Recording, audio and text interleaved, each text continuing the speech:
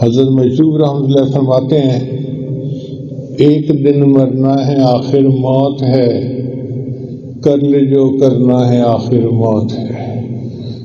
تو نے منصب بھی اگر پایا تو کیا، قصر عالی شان بھی بنوایا تو کیا، گنجے سیم و زر بھی ہاتھ آیا تو کیا، دبدبا بھی اپنا دکھلایا تو کیا، ایک دن مرنا ہے آخر موت ہے، کر لے جو کرنا ہے آخر موت ہے۔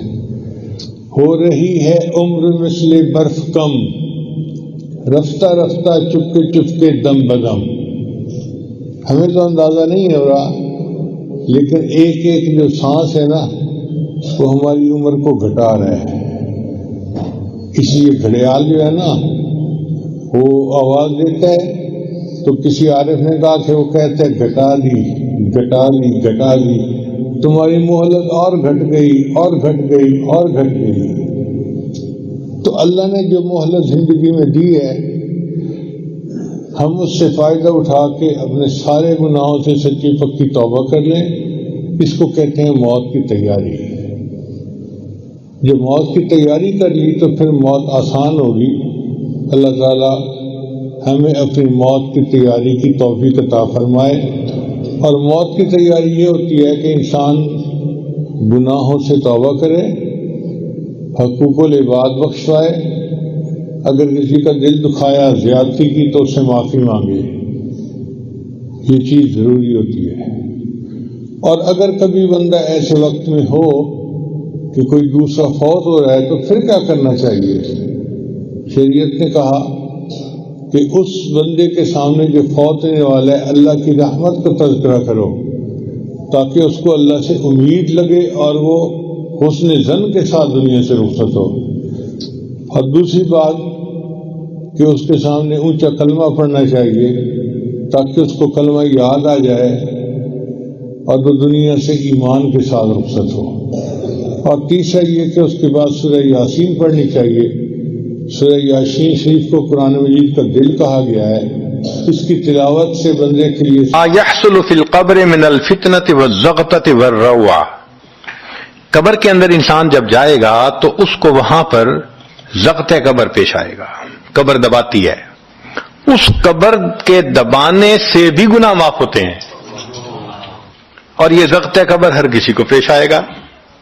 سعد لانو ایک صحابی ہیں، نبی علیہ السلام نے ان کا جنازہ پڑھایا اور اللہ کے محبوب صلی اللہ علیہ وسلم پنجوں کے بل چلنے لگے تو صحابی نے پوچھا اے اللہ کے حبیب صلی اللہ علیہ وسلم آپ ایسے چل رہے ہیں؟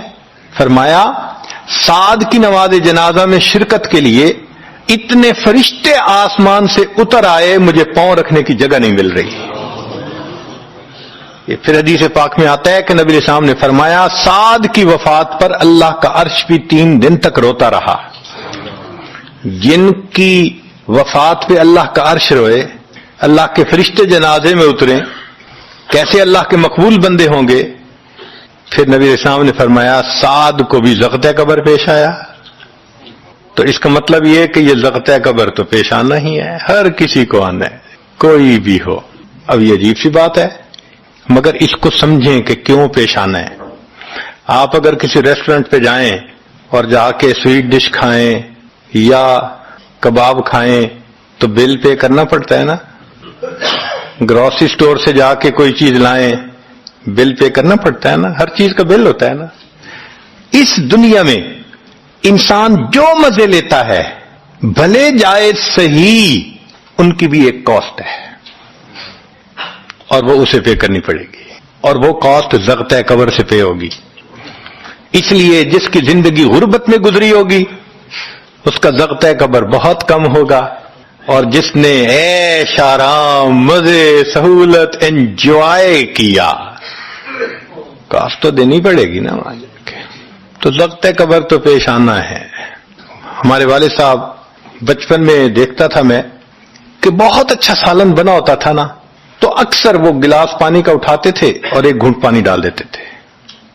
مجھے سمجھ نہیں آتی تھی یہ کیا کرتے ہیں، میں اکثر ان سے پوچھتا تھا ابو آپ ایسے کیوں کرتے ہیں، نہیں بتاتے تھے۔ جب ان کی وفات ہوئی تو بعد میں والدہ صاحبہ نے کہا کہ اصل میں وہ یہ کہا کرتے تھے کہ نفس میرا دشمن ہے، میں اس نفس کو لذتیں کیوں دوں؟ وہ لذیذ کھانے کے اوپر بھی ایک گھونٹ پانی ڈال کے اس کو کم مزے والا بنا لیا کرتے تھے، جائز لذتوں کو بھی کم کر لیتے تھے۔ ہمارا کیا حال ہوگا جو ناجائز لذتوں کے پیچھے بھاگتے پھرتے ہیں؟ تو یہ ضغط قبر مومن کو بھی پیش آتا ہے اور کافر کو بھی، مگر فرق ہے، کافر کو پیش آئے گا کہ حدیث پاک میں آتا ہے دائیں طرف کی پسلیاں بائیں طرف اور بائیں کی پسلیاں دائیں طرف، یوں پسلیاں توڑ کے رکھ دیں گے۔ اور مومن کو بھی ضغط قبر پیش آئے گا، مگر مومن کو ضغط قبر تکلیف نہیں دے گا اتنی اگر نیک ہوا۔ کیوں؟ اچھا آپ بتائیں، سر میں درد ہو تو آپ کہتے ہیں نا ذرا سر دبا دو، تو تکلیف ہوتی ہے یا راحت ملتی ہے؟ سر دبانے سے راحت ملتی ہے۔ جس طرح سر درد میں کوئی دبائے سر کو راحت ملتی ہے، ایسے ہی مومن کو ضغط قبر تو پیش آئے گا مگر مومن کے لیے راحت کا سبب ہوگا۔ وَتُوبُوا إِلَى اللَّهِ جَمِيعًا أَيُّهَا الْمُؤْمِنُونَ لَعَلَّكُمْ تُفْلِحُونَ۔ سبحان ربك رب العزة عما يصفون وسلام على المرسلين والحمد لله رب العالمين۔ اللهم صل على سيدنا محمد وعلى آل سيدنا محمد وبارك وسلم۔ انسان جو کام بھی شریعت و سنت کے خلاف کرتا ہے اس کو گناہ کہتے ہیں، اس گناہ سے توبہ کرنا لازم ہوتا ہے۔ ارشاد باری تعالی ہے وَتُوبُوا إِلَى اللَّهِ جَمِيعًا أَيُّهَا الْمُؤْمِنُونَ لَعَلَّكُمْ تُفْلِحُونَ۔ اور اے ایمان والو، تم سب کے سب اللہ کے سامنے توبہ کرو تاکہ تم فلاح پا جاؤ۔ چنانچہ ابن تیمیہ رحمۃ اللہ علیہ نے الایمان الاوسط ایک کتاب ہے، اس میں 10 اسباب بتائے ہیں جن سے انسان کے گناہ معاف ہوتے ہیں۔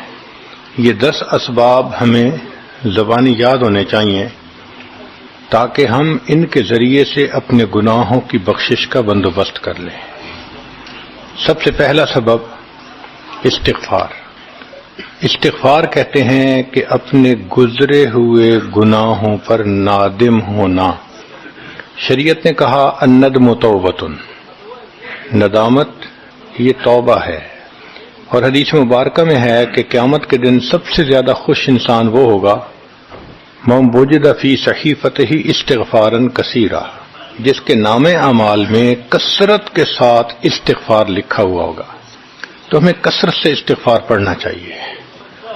چنانچہ ایک شخص حضرت حسن اللہ عنہ کے پاس آیا، حضرت بہت گناہ گار ہوں، کوئی عمل بتائیں۔ فرمایا استغفار پڑھو۔ ایک اور آدمی آیا، حضرت بارش نہیں ہو رہی، کوئی عمل بتائیں۔ فرمایا استغفار پڑھو۔ پھر ایک آدمی آیا کہ حضرت بہت قرضہ چڑھ گیا، دعا کریں کہ کوئی اسباب بن جائیں رزق کے، مال کے، تاکہ قرضہ اتر جائے۔ فرمایا استغفار پڑھو۔ پھر ایک شخص آیا کہ حضرت دعا کریں اللہ مجھے بیٹا دے دے۔ فرمایا استغفار کرو۔ ایک آدمی آیا میرا باغ ہے، دعا کریں کہ میرا پھل زیادہ لگے۔ فرمایا استغفار کرو۔ ایک آدمی آیا میری کھیتی باڑی کی زمین ہے، دعا کریں پانی اندر سے نکل آئے۔ فرمایا استغفار کرو۔ اب سننے والا حیران کہ مختلف لوگ مختلف ضروریات آ کر بیان کرتے رہے، سب کے لیے ایک ہی جواب۔ تو اس نے پوچھا کہ حضرت کیا مسئلہ؟ تو فرمایا کہ دیکھو یہ جواب میں نے اپنی طرف سے نہیں دیا، قرآن مجید سے دیا ہے۔ اللہ تعالیٰ ارشاد فرماتے ہیں قرآن مجید میں فَقُلْتُ اسْتَغْفِرُوا رَبَّكُمْ إِنَّهُ كَانَ غَفَّارًا۔ تو سب سے پہلے استغفار کرنے سے گناہوں کی بخشش ہوتی ہے۔ یرسل السماء علیکم مدرارا، تمہارے اوپر اللہ بارشیں برسائے گا۔ ویمددکم باموال، اللہ مال کے ذریعے تمہاری مدد کرے گا۔ وبنین، اور بیٹوں کے ذریعے مدد کرے گا۔ ویجعل لکم جنات، اور اللہ تعالیٰ تمہیں درختوں پہ پھل زیادہ عطا کرے گا۔ وَيَجْعَلْ لَكُمْ أَنْهَارًا، اور اللہ تعالیٰ تمہارے لیے زمین سے چشمے جاری فرما دے گا۔ آپ اگر غور کریں تو ہماری روز مرہ کی جو پریشانیاں ہیں وہ انہی میں سے ہیں۔ کوئی بیٹے کے لیے پریشان، کوئی کاروبار کے لیے پریشان، کوئی قرضوں کی وجہ سے پریشان، اس کا مطلب یہ ہے کہ اگر ہم استغفار کرنے کی عادت ڈال لیں تو ہمیں کسی اور عمل کی ضرورت ہی نہیں ہے. اور یہ عمل قرآن مجید میں بتایا گیا ہے، یہ پروردگار عالم کا کلام ہے. ہم استغفار کم کرتے ہیں، کم از کم 100 مرتبہ صبح اور شام استغفار کا کرنا معمول بنا لینا چاہیے. آپ لوگ ڈرائیو کرتے ہیں اپنے دفتر جاتے ہوئے تو راستے میں جو آدھا گھنٹہ لگتا ہے اس میں کیا کرنا ہوتا ہے؟ بعض لوگ نعت سن لیتے ہیں، تلاوت سن لیتے ہیں، وہ بھی عبادت ہے، لیکن اس سے زیادہ بہتر یہ ہے کہ انسان خود پڑھے کچھ. تو اگر اس دوران آپ استغفر اللہ ہی پڑھتے رہیں تو سینکڑوں دفعہ استغفار نام اعمال میں لکھا جائے گا. اور اگر پورا پڑھ لیں استغفر اللہ ربی من کل ذنب و اتوب الیہ تو یہ سونے پہ سہاگے والی بات ہے. تو اپنے ٹائمنگز کو ایسے ایڈجسٹ کریں کہ اس میں درود استغفار کثرت کے ساتھ آپ پڑھ سکیں، کیونکہ حدیث پاک میں یہ فرمانا کہ قیامت کے دن وہ بندہ بہت خوش ہوگا جس کے نام اعمال میں استغفار زیادہ ہوگا. دوسرا سبب ہے توبہ. توبہ اور استغفار بہت قریب قریب ہیں، ان میں لائن آف ڈیمارکیشن ڈالنا تھوڑا ڈیفیکلٹ ہے، مگر علماء نے لکھا ہے کہ استغفار پچھلے گناہوں پہ ریپینٹنس کو کہتے ہیں، اور توبہ آئندہ گناہوں کو کمٹ نہ کرنا، اس کی کمٹمنٹ کرنا، عزم کرنا، اس کو کہتے ہیں. توبہ عزم جازم، ایک عہد کرنا کہ میں نے آج کے بعد گناہ نہیں کرنا، یہ توبہ کہلاتا ہے. تو گویا توبہ کا تعلق آئندہ گناہ نہ کرنا، استغفار کا تعلق پاسٹ کے ساتھ ہے کہ میں نے جو کیا برا کیا، اللہ بس میری غلطی کو پلیز معاف کر دیں، اس کو استغفار کہتے ہیں. اور یہ استغفار کا حکم اللہ رب العزت نے اپنے حبیب صلی اللہ علیہ وسلم کو دیا. فسبح بحمد ربک واستغفرہ، حکم ہے، صیغہ ہے امر کا. اللہ کے محبوب صلی اللہ علیہ وسلم کو اگر یہ حکم ہے تو سوچئے پھر ہمیں استغفار کرنے کی کتنی ضرورت ہے. توبہ ہر بندے پہ کرنی ضروری. چنانچہ کافر ہے تو وہ کفر سے توبہ کر کے مسلمان بن جائے، مومن ہے گناہوں سے توبہ کر کے نیک بن جائے. جو نیک ہے وہ جو اپنے اعمال کے اندر غفلت ہوتی ہے، نماز کی غفلت، ذکر میں غفلت، تلاوت میں غفلت، اس غفلت سے توبہ کرے. اور جو کہے کہ جی میں تو اس سے بھی توبہ کرتا ہوں، تو بھئی ہم جو اعمال کرتے ہیں یہ اس کوالٹی کے تو نہیں کہ اللہ تعالیٰ کے ہاں قبولیت پا سکیں. اب پھر استغفار کرنا کہ اللہ اس کو قبول کر لیجئے، کیونکہ اللہ کے محبوب صلی اللہ علیہ وسلم نے فرمایا ما عبدنا کا حق کا عبادتک، اے اللہ ہم نے عبادت نہیں کی جیسے عبادت کرنے کا حق تھا.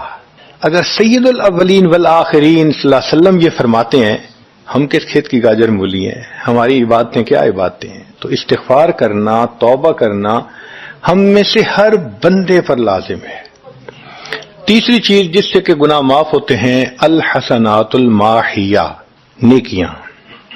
جو انسان نیک اعمال کرتا ہے تو گناہ دھل جاتے ہیں. نیک اعمال کی مثال صابن کی ہے، گناہوں کی مثال میل کی سی ہے. صابن جتنا زیادہ لگتا ہے اتنا میل دھل جاتی ہے. ان الحسنات یذہبن السیئات. یہاں شیطان دھوکہ دیتا ہے. مثلا اگر کوئی بچہ تعلیم پا رہا ہے مگر کوئی گناہ بھی کرتا ہے، تیرے علم کا کیا فائدہ، گناہ تو چھوڑتا نہیں. بھائی اگر گناہ کرتے ہیں تو علم تو الٹا ان گناہوں کو دھوئے گا، وہ علم ہی چھڑوا دیتا ہے تاکہ دھونے کا مسئلہ ہی نہ رہے. اب عورت سوچے گی میں پردہ تو کرتی نہیں، نمازوں کا کیا فائدہ. یہ دھوکہ ہے شیطان کا. بھئی آپ نمازیں پڑھتی رہو، اس نمازوں کی برکت سے اللہ پھر پردے کی بھی توفیق دے دیں گے. تو نیکی نہیں چھوڑنی چاہیے کبھی بھی.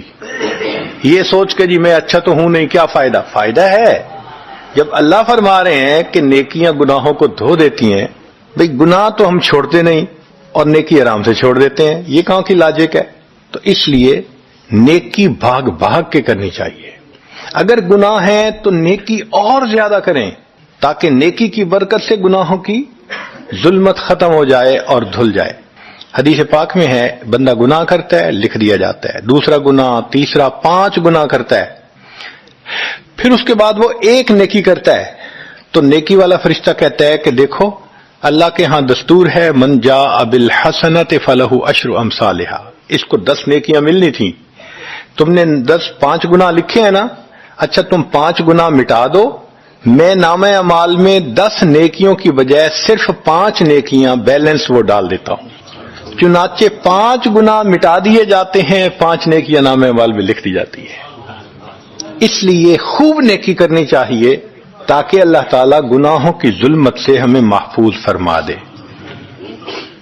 چوتھی چیز جس سے کہ گناہ معاف ہوتے ہیں، دعاء المؤمنین للمؤمن، جو ایمان والے ایک دوسرے کے لیے دعائیں کرتے ہیں اس سے بھی گناہ معاف ہوتے ہیں۔ چنانچہ عمر لانو جا رہے تھے عمرے کے لیے، نبی علیہ السلام نے فرمایا اے بھائی ہمیں اپنی دعاؤں میں نہ بھولنا، تو نبی علیہ السلام نے امت کو تعلیم دی کہ ایک دوسرے کو دعاؤں کے لیے کہنا چاہیے۔ یہ بہت اچھی عادت ہے کہ جب کسی سے ملیں جی ہمیں اپنی دعاؤں میں یاد رکھیں، والدین کو کہنا، بڑوں کو کہنا، دوستوں کو کہنا، کیا معلوم کس کی مانگی ہوئی دعا کام آ جائے۔ اس دعا کا فائدہ ہوتا ہے نا، تبھی تو قرآن مجید میں دعا سکھائی گئی، ربنا اغفر لنا ولاخواننا الذین سبقونا بالایمان، اے اللہ جو ہم سے پہلے ایمان والے چلے گئے ان کی بھی مغفرت فرما دے۔ تو فائدہ ہوتا ہے تو قرآن نے دعا سکھائی ہے نا۔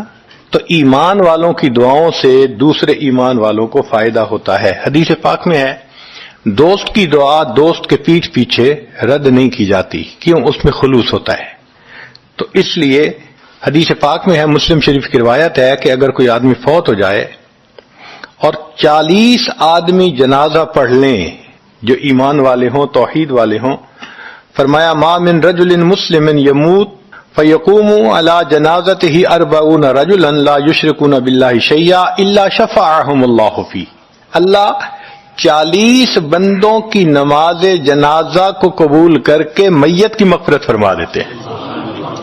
5واں عمل ما یعمل للمیت من اعمال البر، ہم اپنے فوت شدہ لوگوں کے لیے جو نفل کے کوئی نیک کام کرتے ہیں اس سے بھی ان کے گناہ معاف ہوتے ہیں۔ مثلا صدقہ کر دیا، قرآن پاک پڑھا، ان کو بخش دیا، ان کی طرف سے عمرہ کیا، حج کیا، ان نفلی اعمال کا ثواب ان کو ملتا ہے، اس کی وجہ سے ان کے گناہوں کو معاف کر دیا جاتا ہے۔ چنانچہ حضرت شیخ الحدیث رحمۃ اللہ علیہ نے فضائل ذکر میں یا کسی اور کتاب میں واقعہ لکھا ہے کہ ایک اللہ والے تھے، قبرستان کے قریب سے جاتے ہوئے انہوں نے کچھ پڑھ کے قبرستان والوں کو بخش دیا۔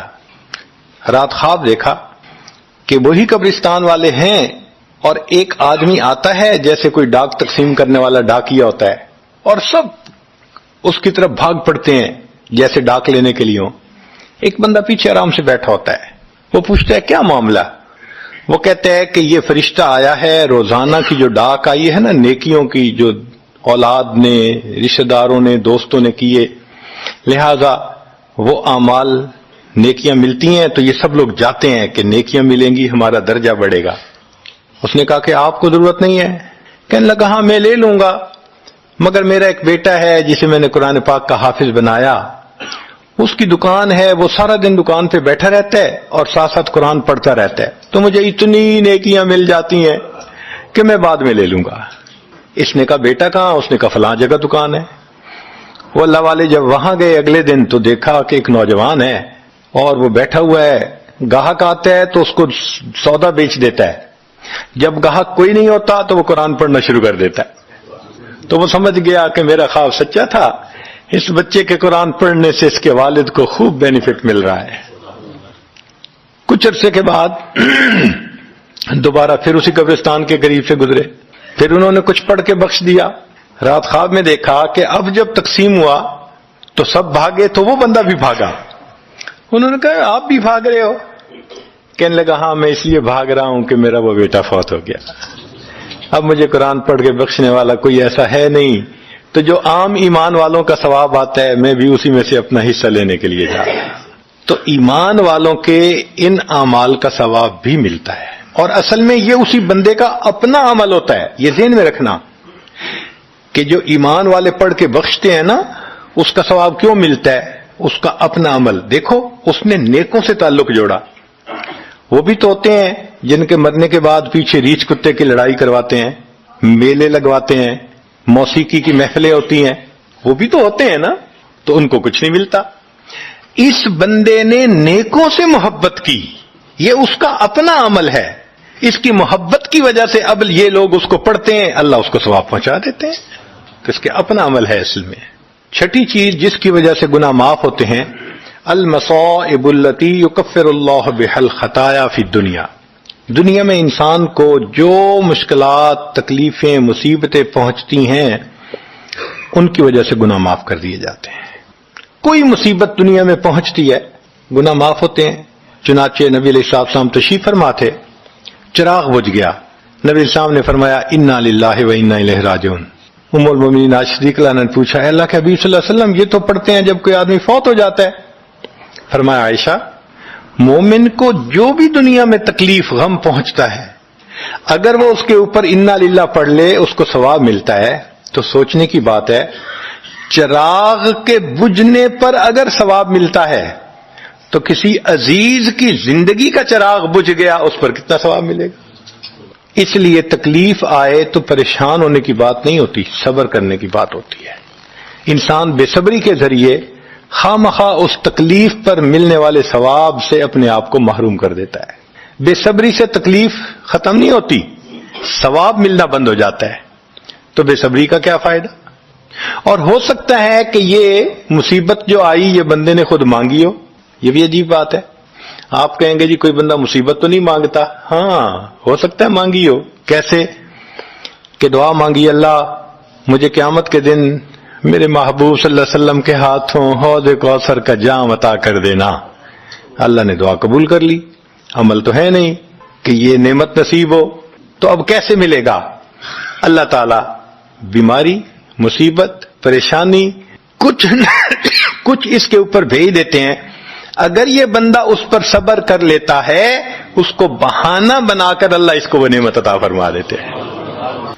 چنانچہ ایک بزرگ تھے، 70s میں تھے، بیوی بھی اسی طرح بہت نیک تھی بیوی نے کہا کہ میرا بڑا دل چاہتا ہے کہ نبی علیہ الصلوۃ والسلام کا دیدار نصیب ہو، میں بڑا درود شریف پڑھتی ہوں، نفل پڑھتی ہوں، مگر مجھے واضح زیارت نہیں ہوئی، آپ کو کوئی عمل آتا ہو تو بتا دیں۔ انہوں نے کہا عمل آتا ہے، کرو گی؟ کہا بالکل کروں گی۔ کہنے لگے اچھا جمعہ کا دن آ رہا ہے، خوب نہا دھو کے وہ جو دلہن والے کپڑے تھے نا تمہارے کناری والے گوٹے وہ پہننا اور میک اپ کرنا، خوشبو لگانا، اور میں بس جمعہ پڑھ کے آؤں گا تو پھر ٹھیک ہے۔ اس نے کہا بہت اچھا۔ وہ اللہ کی بندی نہائی دھوئی دلہن کی طرح خوب تیار ہوئی، کپڑے دلہن والے پہنے۔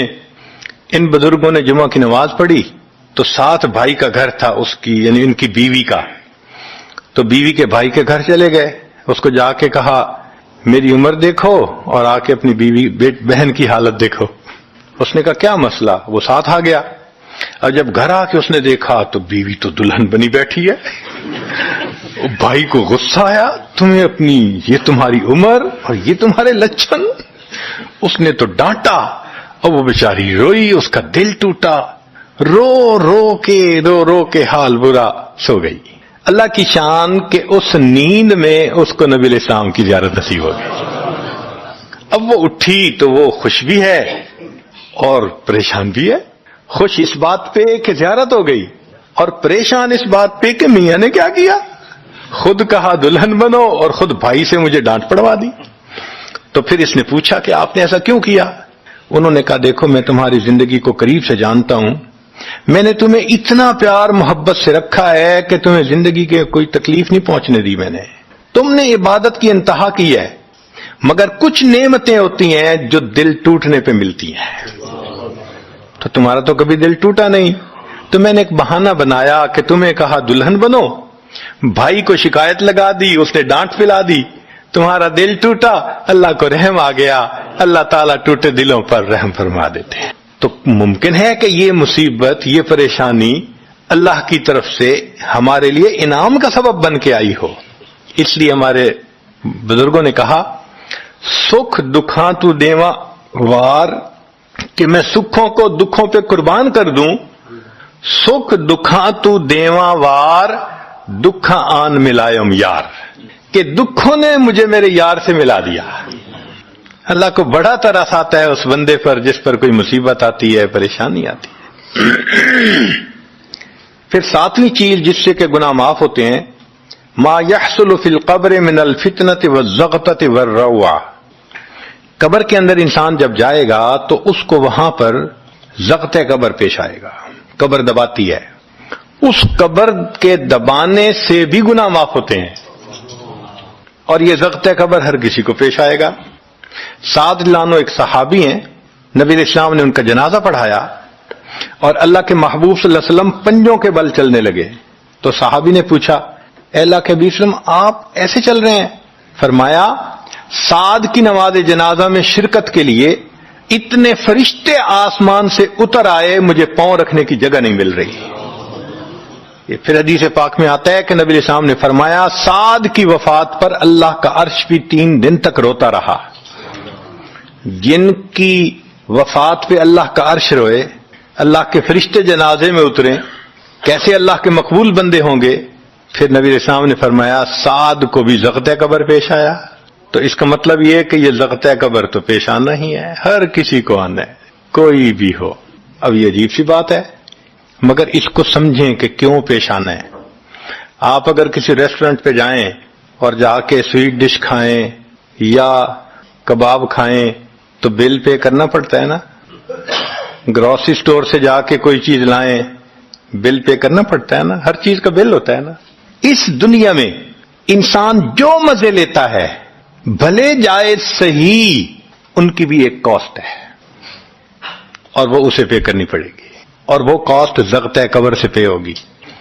اس لیے جس کی زندگی غربت میں گزری ہوگی اس کا زغط قبر بہت کم ہوگا، اور جس نے عیش آرام مزے سہولت انجوائے کیا کاسٹ تو دینی پڑے گی نا وہاں جا کے. تو زغط قبر تو پیش آنا ہے. ہمارے والد صاحب بچپن میں دیکھتا تھا میں کہ بہت اچھا سالن بنا ہوتا تھا نا، تو اکثر وہ گلاس پانی کا اٹھاتے تھے اور ایک گھونٹ پانی ڈال دیتے تھے. مجھے سمجھ نہیں آتی تھی یہ کیا کرتے ہیں. میں اکثر ان سے پوچھتا تھا ابو آپ ایسے کیوں کرتے ہیں، نہیں بتاتے تھے. جب ان کی وفات ہوئی تو بعد میں والدہ صاحبہ نے کہا کہ اصل میں وہ یہ کہا کرتے تھے کہ نفس میرا دشمن ہے، میں اس نفس کو لذتیں کیوں دوں. وہ لذیذ کھانے کے اوپر بھی ایک گھونٹ پانی ڈال کے اس کو کم مزے والا بنا لیا کرتے تھے، جائز لذتوں کو بھی کم کر لیتے تھے. ہمارا کیا حال ہوگا جو ناجائز لذتوں کے پیچھے بھاگ. تو یہ زغط قبر مومن کو بھی پیش آتا ہے اور کافر کو بھی، مگر فرق ہے. کافر کو پیش آئے گا کہ حدیث پاک میں آتا ہے دائیں طرف کی پسلیاں بائیں طرف اور بائیں کی پسلیاں دائیں طرف، یوں پسلیاں توڑ کے رکھ دیں گے. اور مومن کو بھی زغط قبر پیش آئے گا، مگر مومن کو زغط قبر تکلیف نہیں دے گا اتنی اگر نیک ہوا. کیوں؟ اچھا آپ بتائیں سر میں درد ہو تو آپ کہتے ہیں نا ذرا سر دبا دو، تو تکلیف ہوتی ہے یا راحت ملتی ہے؟ سر دبانے سے راحت ملتی ہے. جس طرح سر درد میں کوئی دبائے سر کو راحت ملتی ہے، ایسے ہی مومن کو زغط قبر تو پیش آئے گا مگر مومن کے لیے راحت کا سبب ہوگا. 8ویں چیز جس سے کہ گناہ معاف ہوں گے، احوال یوم القیامت وکربھا وشدائدھا. قیامت کے دن جو انسان کو ایک وحشت کی کیفیت ہوگی، ہول کی کیفیت ہوگی، خوف ڈر کی کیفیت ہوگی. اللہ اکبر. امام غزالی رحمت اللہ علیہ نے تفصیل لکھی ہے کہ سارے لوگ کھڑے ہوں گے اور سورج بہت قریب ہوگا، پسینے میں شرابور ہوں گے. اللہ اکبر. اس وقت جہنم کے اندر ابال آئے گا اور جہنم کے اندر سے انگارے اٹھ کر اوپر جائیں گے اور واپس گریں گے. فرماتے ہیں اس وقت انبیاء میں سے کوئی نبی بھی ایسا نہیں ہوگا جس کو یہ ڈر نہ ہو کہ کہیں انگارے میرے اوپر نہ آ جائیں. اگر انبیاء بھی تھرا رہے ہوں گے ہمارا اس دن کیا حال ہوگا. تو قیامت کے دن کی دہشت اور وحشت کوئی چھوٹی چیز نہیں ہے، مگر اس سے بھی اللہ تعالیٰ ایمان والوں کے گناہوں کو معاف فرما دیں گے. پھر 9ویں چیز جس سے کہ گناہ معاف ہوں گے، شفاعت النبی صلی اللہ علیہ وسلم فی اہل الذنوب یوم القیامہ. قیامت کے دن اللہ کے پیارے حبیب صلی اللہ علیہ وسلم جو اپنی امت کے لیے شفاعت فرمائیں گے، اللہ اس پر بھی امتیوں کے گناہوں کو معاف فرما دیں گے. نبی اسلام نے ارشاد فرمایا کہ اللہ رب العزت نے ہر نبی علیہ السلام کو ایک ایسی دعا مانگنے کا اختیار دیا کہ جیسی دعا مانگی جائے گی منون قبول ہو جائے گی. تو انبیاء نے دعائیں مانگی. تو صحابی نے پوچھا اے اللہ کے حبیب صلی اللہ علیہ وسلم آپ کو بھی اختیار دیا گیا؟ فرمایا مجھے بھی اختیار دیا گیا. اے اللہ کے حبیب صلی اللہ علیہ وسلم آپ نے کیا دعا مانگی؟ فرمایا میں نے کوئی دعا نہیں مانگی، میں نے اس کو ذخیرہ رکھ لیا. قیامت کے دن جب میری گنہگار امت کا حساب ہوگا اس وقت میں وہ دعا مانگوں گا، امت کو لے کے جنت میں جاؤں گا. اللہ کے محبوب صلی اللہ علیہ وسلم کو امت سے کتنا پیار تھا. کوئی ماں اولاد کے لیے 23 سال نہیں روتی. جوان بیٹا فوت ہو 2-4 مہینے رو کے پھر نارمل لائف ہو جاتی ہے. کوئی باپ اولاد کے لیے 23 سال نہیں روتا. اللہ کے پیارے حبیب صلی اللہ علیہ وسلم امت کے لیے 23 سال آنسو بہاتے. رب امتی رب امتی رب امتی دعا مانگتے تھے. لمبے سجدے. ام المومنین عائشہ صدیقہ عنہا فرماتی ہیں کہ محبوب صلی اللہ علیہ وسلم کے آنسو جو مصلی پہ گرتے تھے مجھے لگتا تھا کہ بارش کے قطرے زمین کے اوپر گر رہے ہیں، ایسے آواز محسوس ہوتی تھی. اور اتنا لمبا سجدہ ہوتا تھا کہ کبھی کبھی میں اٹھ کے محبوب صلی اللہ علیہ وسلم کے پاؤں کے انگوٹھے کو ٹچ کرتی تھی کہ ابھی جان تو سلامت ہے نا. تب مجھے احساس ہوتا تھا نہیں ابھی تک زندہ ہے. سجدہ لمبا ہو گیا. اتنا لمبا سجدہ کس کے لیے؟ اللہ امت کو گناہوں کو معاف فرما دے، امت کے گناہوں کو معاف. چنانچہ جب نبی علیہ الصلوۃ والسلام پر آخری یعنی مرض آئی، بیماری کی کیفیت آئی، تو اللہ کے حبیب صلی اللہ علیہ وسلم کو بخار بہت تیز ہو گیا تھا. اور جو مسجد میں آخری مرتبہ لائے تھے تو 2 آدمی تھے، ایک ادھر تھا ایک ادھر تھا. اور اللہ کے حبیب صلی اللہ علیہ وسلم نے ان کا سہارا لیا تھا اور بہت مشکل سے چل کے تشریف لائے تھے. یہ آخری نماز تھی. پھر واپس تشریف لے گئے، بخار اور تیز ہو گیا. سیدہ عائشہ صدیقہ عنہا فرماتی ہیں کہ میں نے اوپر کپڑا سا ڈال دیا، کپڑے کے اوپر سے مجھے گرمی محسوس ہو رہی تھی. میں نے پانی کا ایک پیالہ پیش کیا. اللہ کے حبیب صلی اللہ علیہ وسلم پانی کے پیالے میں ہاتھ مبارک ڈالتے تھے اور اپنے چہرے پہ لے رہے تھے. اور جسم تھا کہ جیسے کوئی گرم چیز میں سے گرمی نکل رہی ہوتی ہے، اس طرح وہ بخار سے دہک رہا تھا. فرماتی ہیں کہ مجھے محسوس ہوا کہ یہ تو بہت تیز بخار ہے، کبھی ایسا نہیں دیکھا. تو میں نے پوچھا اے اللہ کے حبیب صلی اللہ علیہ وسلم بخار ایسا تو کبھی نہیں دیکھا، اتنا زیادہ تیز اتنا زیادہ تیز. نبی علیہ السلام نے فرمایا عائشہ مومن کو سکرات موت کے وقت جو تکلیف ہوتی ہے اس پر بھی اس کے گناہ معاف ہوتے ہیں. میں نے اللہ سے یہ دعا مانگی تھی، اللہ جب میری سکرات کا وقت آئے تو مجھے تکلیف زیادہ دے دینا اور اس کے بدلے اللہ میری امت کے گناہوں کو معاف فرما دینا. عائشہ یہ وہ سکرات ہے جس کی وجہ سے مجھے تکلیف بہت ہے. اللہ کے محبوب صلی اللہ علیہ وسلم کو اتنی تکلیف ہو رہی تھی. اتنے میں اطلاع ملی، دروازہ کھٹکھٹایا گیا. پوچھا کون؟ جواب ملا جبریل علیہ السلام اور اسرائیل علیہ السلام اجازت مانگتے ہیں آنے کی. نبی علیہ السلام نے فرمایا جبریل اندر آ جائیں. تو جبریل آئے. اے اللہ کے حبیب صلی اللہ علیہ وسلم اللہ نے آپ کو یاد فرمایا ہے. نبی علیہ السلام نے فرمایا جبریل اللہ تعالیٰ سے پوچھ کے یہ پہلے بتاؤ میرے بعد میری امت کا کیا حال ہوگا، پہلے پوچھ کے بتاؤ. جبریل علیہ السلام نے اللہ تعالیٰ سے پوچھا. رب کریم نے کہا فرمایا میرے محبوب سے جا کر کہہ دو اے محبوب آپ کے بعد آپ کی امت کو تنہا نہیں چھوڑیں گے. جب نبی علیہ السلام کو تسلی ہو گئی محبوب نے فرمایا اچھا ملک الموت کو بھی اندر آنے دو. اللہ کے محبوب صلی اللہ علیہ وسلم کو امت سے ایسی محبت تھی. اللہ اکبر. چنانچہ حدیث پاک میں ہے کہ نبی علیہ الصلوۃ والسلام نے فرمایا خیرت بین ان یدخل نصف امتی الجنہ و بین شفاعہ.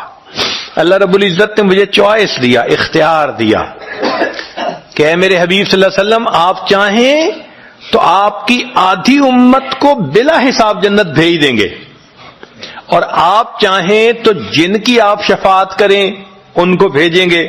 نبی علیہ السلام فرماتے ہیں فاخترت الشفاعہ میں نے شفاعت کو چن لیا لأنہا اعم و اکثر اس لیے کہ میری شفاعت پر آدھی سے زیادہ امت کے لوگ جنت میں چلے جائیں گے. اللہ اکبر. پوچھنے والے نے پوچھا اے اللہ کے حبیب صلی اللہ علیہ وسلم اترونہا للمتقین، کیا آپ کی شفاعت نیکوں کے لیے ہوگی؟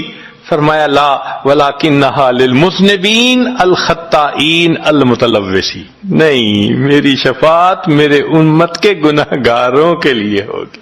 اللہ کے حبیب صلی اللہ علیہ وسلم کی شفاعت کا نصیب ہو جانا یہ بھی گناہوں کی بخشش کا سبب ہے۔ مگر شفاعت کس کو نصیب ہوگی اس کی بھی تفصیل سن لیجئے۔ کچھ لوگ ہوتے ہیں سنت کو دیکھتے ہیں، ان کا دل خوش ہو جاتا ہے، وہ سنت رکھنے والے کو انکریج کرتے ہیں، اس کو مورل سپورٹ دیتے ہیں، نہیں نہیں تم نے اچھا کیا۔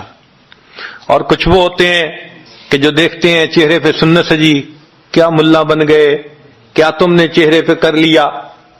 علماء نے لکھا جس نے سنت کو دیکھ کر ناگواری کا اظہار کیا اس نے اپنے آپ کو شفاعت سے محروم کر لیا۔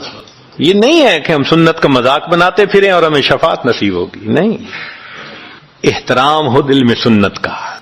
نبی علیہ الصلوۃ والسلام کی ایک ایک سنت پہ قربان ہو انسان، جب یوں محبت ہوگی تو پھر نبی علیہ الصلوۃ والسلام کی شفاعت بھی ان کے لیے ہوگی۔ 10واں سبب جس سے کہ گناہ معاف ہوں گے، رحمت اللہ وعفوہ ومغفرتہ بلا سبب من العباد۔ قیامت کے دن انبیاء کرام شفاعت کریں گے، بخشش ہوگی، پھر علماء کریں گے، شہداء کریں گے، پھر سب جنتی شفاعت کریں گے، حتیٰ کہ کوئی ایسا نہیں رہے گا کہ جو کسی اور کی شفاعت کرے، اور وہ لوگ جہنم میں ہوں گے کہ جن کا کوئی جنتی واقف ہی نہیں ہوگا۔ اللہ اکبر، سالوں وہ جہنم میں جلتے رہیں گے، جلتے رہیں گے۔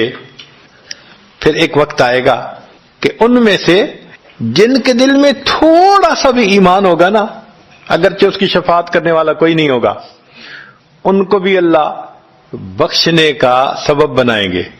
وہ کیسا ہوگا؟ حدیث پاک میں آتا ہے کہ یہ جو ایمان والے ہوں گے نا، ان کے اور کافروں اور مشرکین کے درمیان جو دیوار تھی نا آگ کی، اس کو ذرا ٹرانسپیرنٹ اللہ بنائیں گے۔ تو مشرکین دیکھیں گے اور کہیں گے اوہ ہم تو جل ہی رہے تھے، اور تم تو کلمہ پڑھتے تھے، تم بھی یہاں جل رہے ہو۔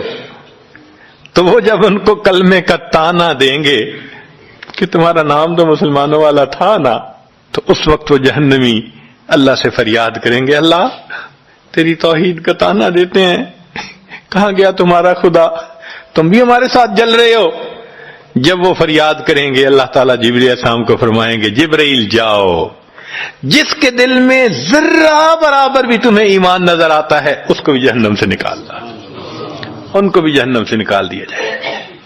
پھر اس کے بعد وہ بچیں گے کہ جن کا ذرہ ایمان بھی نہیں فرشتے کو نظر آئے گا، مگر اللہ فرمائیں گے انبیاء نے بھی شفاعت کر لی، شہداء نے بھی، علماء نے بھی، جنتیوں نے بھی، اب میں اپنی رحمت کا اظہار کرتا ہوں، میں بھی تو بندوں سے محبت کرتا ہوں۔ حدیث پاک میں ہے ثلاث حشیات، یوں کر کے اگر گندم ہونا اور انسان دونوں ہاتھوں کو ایسے کرے تو اس کو لپ کہتے ہیں، لپ بھرنا، تو اس میں ہزاروں چاول کے دانے آ سکتے ہیں۔ سوچئے اللہ رب العزت لپ بھریں گے تو وہ کتنی بڑی ہوگی، کھربوں لوگ ہوں گے۔ ایک لپ کو بھر کے نکالا جائے گا، پھر دوسری کو نکالا جائے گا، پھر تیسری لپ بھر کے نکالیں گے۔ پھر ایک حوض ہوگا، کہا جائے گا جہنمی کو اغتسل فی ھذا الغدیر، اس حوض کے اندر تم جاؤ غسل کرو۔ جب وہ غسل کریں گے بالکل ان کے جسم صحیح سلامت ہو جائیں گے۔ پھر اللہ تعالیٰ ان کو جنت عطا فرمائیں گے، مگر ان کے ماتھے پر لکھا ہوا ہوگا اتقاء الرحمن، کہ رحمان نے اپنی رحمت سے ان کو رعایتی پاس کر دیا، وہ جنت میں جائیں گے۔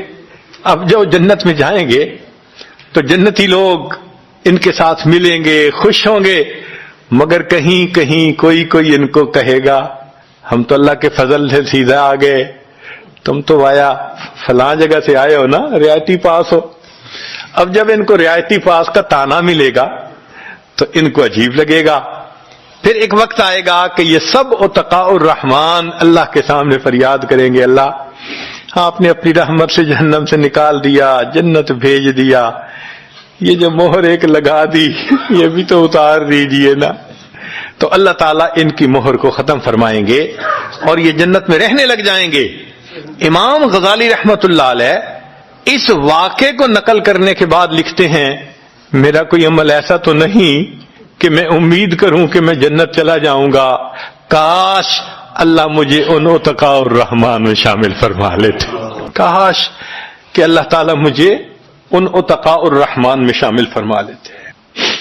بے گناہوں میں چلا زاہد جو اس کو دیکھنے، مغفرت بولی ادھر آ میں گنہگاروں میں ہوں، وہ کرشمے شان رحمت نے دکھائے روز حشر، چیخ اٹھا ہر بے گناہ میں بھی گنہگاروں میں ہوں۔ اللہ اکبر۔ حضرت قاری طیب صاحب رحمت اللہ علیہ ایک کتاب میں لکھتے ہیں اتنا اللہ کی رحمت کا ظہور ہوگا، اتنا ظہور ہوگا اس دن، ایک ایسا وقت آئے گا کہ شیطان بھی سر اٹھا کر دیکھے گا، اسے بھی امید لگے گی شاید میری بھی مغفرت کر دی جائے۔ وَكَانَ بِالْمُؤْمِنِينَ رَحِيمًا۔ اللہ تعالیٰ قیامت کے دن اپنی رحمت کا اظہار فرمائے۔ اللہ کرے قیامت کے دن اللہ کی رحمت سے ہمارا کام بن جائے۔